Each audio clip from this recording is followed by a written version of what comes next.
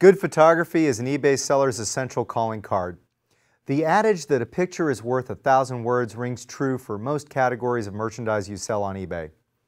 If you sell new unopened merchandise and the item is a commodity that everybody knows, the photos are less essential than if you're selling an antique crystal vase. Some important things to remember are that you cannot simply borrow photos from other eBay sellers, websites, retailers, manufacturers, or anyone else for that matter, without getting their consent. eBay has some pretty sophisticated software for catching photo borrowers, so it's highly recommended that you take your own photos and you work on being the best photographer possible. When using eBay's picture hosting service, it's important to have a clear picture, but the photos don't have to be huge. With the capabilities of today's cameras, you may find it helpful to reduce the output file size to 1024 by 768 pixels.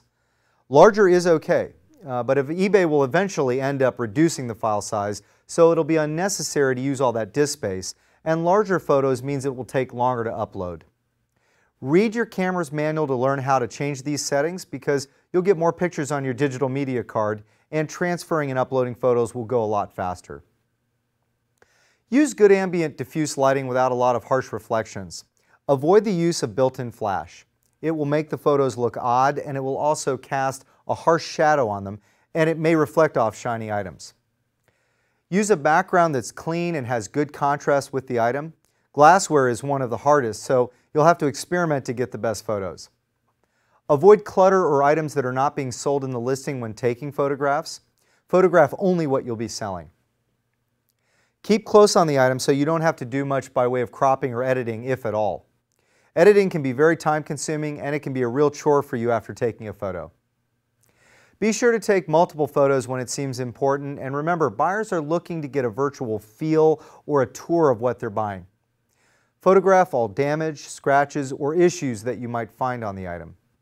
Show scale when the item calls for it, using a ruler or something to provide perspective. There are mid-level lighting kits also that are inexpensive and designed for the small eBay seller in mind. They have a backdrop, lights, and often include a tripod. I generally don't use a tripod because I find it easier to take my photos freehand, holding the camera, but it can come in handy when you need a stable way to hold the camera if you're not comfortable getting the best shot. You can actually find kits like this on eBay for roughly $50 to $100. Once your business gets into high gear, you might want to consider a lighting kit and a camera that can trigger an external flash, but that's only if you really need to. Most new cameras take great pictures even in low light.